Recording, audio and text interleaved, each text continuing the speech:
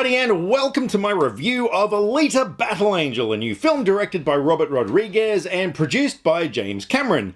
I'm reasonably sure if you're on a channel watching movie reviews, you don't need me to explain who these people are. Now, before I get into this review, I know some reviewers have talked about this movie in terms of comparing it to the original source material, which is a Japanese manga comic. I've never read the manga before, so I'm coming at this purely from a film perspective, mostly from a Robert Rodriguez angle, because I am a really big Robert Rodriguez fan. Actually, obsessed is probably more the word. So Alita Battle Angel takes place in the year 2563. It's set in a dystopian future where basically society is split into two classes, quite literally upper class and lower class. Our film is set in the lower world of Iron City. Floating above it is the city of Zalem, which is your upper class kind of a thing. And Iron City is like a junk world. It's, kind of very messy and scruffy looking. Christoph Waltz plays a professor in the film, and he comes across a body of an android female in a junk pile who he takes back to his place. He's got this void in his life that was left from his daughter who he lost, so he decides to create a new daughter essentially. But what he doesn't realize is that he's actually bringing back to life a killing machine. So as Alita is coming to terms with who she is now and everything, she's sort of having flashbacks to who she used to be, which was a freaking death machine. As Alita is accustomed to the world, she also meets a young guy named Hugo, who she kind of has a bit of a love affair with, and she's also introduced to the really crazy sport of motorball, which she becomes kind of involved in. Throw in some bounty hunters and some hunter-killer cyborg machine people. Also a bad guy up in Zalem named Nova, who's puppeteering another bad guy down in Iron City named Vector. And you got a recipe for some pretty decent action. So, like I said, going into this film, I was more excited about the fact that for the first time in 5 years, we've got a new Robert Rodriguez film. He hasn't done anything since Sin City 2. Now, I am a really big Robert Rodriguez fan. Not so much his body of work, which I love, mostly, but he's one of the most inspirational filmmakers to me in my own filmmaking. I've read Rebel Without a Crew. I've seen every single thing he has ever done, including his 10-minute cooking schools. Now, it's not to say that I love everything he does. I'm not going into this review, completely biased and going, oh my God, it's a Rodriguez film, it's the best movie ever. Because, let's face it, he's done some things that were, not great. I mean, did we all see Road Races? Can't even hold up Shark Boy and Lava Girl because I don't own that. But from the trailers, this film looked really great. I love kick-ass female characters. The whole world looked interesting. I went into this thinking to myself, I hope this is good. And I came out of this movie thinking, wow, this is good. This movie blew my mind. Look, from start to finish, I was so engrossed in what was going on. I loved the world that was built. It was so easy to become immersed in this whole thing. I loved the premise. I loved all the really weird designs of all the cyborgs. Even just things like vehicles and stuff. Like everything just looked amazing. I thought the story was quite good. Like I said, yeah, it definitely kept me engrossed throughout the whole thing. Look, a lot of the supporting cast, Christoph Waltz, I mean, he's awesome in everything he does. He was great in this. Mahershala Ali, I think I'm pronouncing his name right, as Vector, he was good. I'm gonna get to the villains down the track a little bit, but we also had a great supporting cast, including people like Jennifer Connelly. Some Rodriguez favorites have come back, like Isaac Gonzalez, Jeff Fay, a few other people who have been in his films before. But look, none of these people matter, because at the end of the day, it all comes down to the central character of Alita, and my God,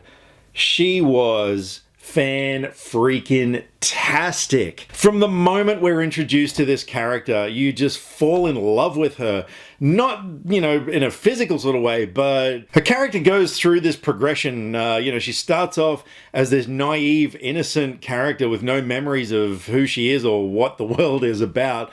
And as she goes through the whole story, winds up as this hardcore killing machine. But it's a great journey, and the motion capture performance was just extraordinary. So Alita was played by an actress named Rosa Salazar, but yeah, when I say played by her, it was the same kind of way that Andy Serkis was Gollum in the Lord of the Rings films. This woman, she wore a whole motion capture suit with cameras all over her face, the whole works, to become this character. And the CG in this thing was like nothing I've ever seen before. I mean, I'm not kidding. This movie has the best visual effects I've ever seen. Not so much just in terms of the quality of the CG, which was absolutely extraordinary, but just the way it was blended with all the live action stuff. You got all these like cyborg hunter-killers who have got human faces on these completely robot bodies, but my God, they look so realistic. And I know there's a lot of criticisms being slung at the character of Alita because of those big eyes she has, but it worked. It really worked. Like, I believed that character every second that she was on screen. And in terms of kick-ass female characters, oh man, River Tam from Firefly, I'm sorry, you're probably gonna have to step aside. There's a new gal in town. So some of the action scenes in this film are gonna be lingering in my brain forever. There is some really amazing stuff, from a really fantastic barroom fight to, the motorball sequences, which we get two. The first one is good. The second one, I was just on the edge of my seat. It is so freaking exciting. So yeah, look, if you love effects-driven action movies, you're not going to get much better than this one. It was so good. I love the way that this movie, even though it was produced by James Cameron and it was from some source material, it still gave room for a lot of Robert Rodriguez-isms, if you will. Just in terms of some of the editing choices, some of the camera work, and there was even a chase scene, there were so many bits that reminded me of El Mariachi. But yeah, it wasn't, he just didn't go full out all Rodriguez. It was kind of a little bit different. So yeah, no, he's done a really great job in terms of directing this film. So the soundtrack was great. Look, just everything about this movie was great. The only things that did bring it down for me a little bit,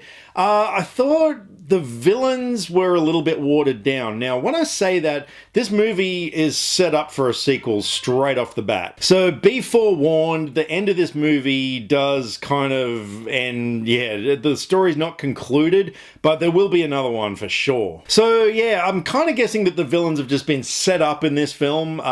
So yeah, in that respect, that's not too bad, but they just didn't really pose any real sort of credible threat to the character of Alita. And also, there were just a few scenes that, were a little bit slow, could have been trimmed down a little bit.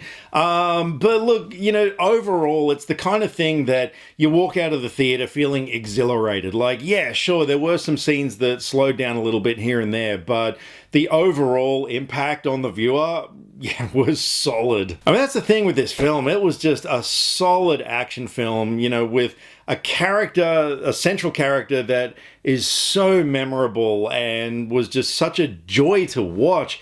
Every time she was on screen, she was just radiant. Some fantastic action sequences that are gonna stay in your memory for a long, long time. Great score, great editing, great direction. There is so much I absolutely loved about Alita Battle Angel. I cannot wait to see it again. Make sure you see this movie in 3D. The 3D was used to such great effect. It is definitely gonna be a day one purchase on Blu-ray. I'm going to be adding it to the Rodriguez collection, and I'm going to give Alita Battle Angel an 8.5 out of 10.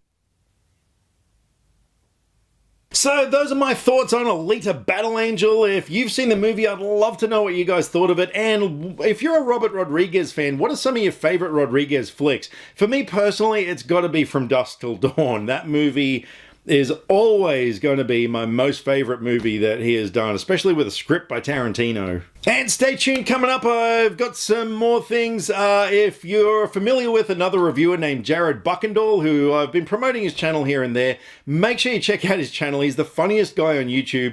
But if you're a fan of Bongo, you might really want to check out his channel soon, because there could be a collaboration coming up. And in the meantime, stay tuned to my channel because I've got some more reviews coming up, including Happy Death Day to You, which I've got coming up in a few days' time. But yeah, in the meantime, if you've seen Alita Battle Angel, love to know what you thought. Drop me some comments either here, Facebook, or Twitter. All the social media links are in the description below because I like to talk about movies, and I would love to talk about movies with you. Catch you next time. Click subscribe to stay up to date with all the latest movie reviews. Skynet will be taking over any day now, so what have you got to lose? Nyah.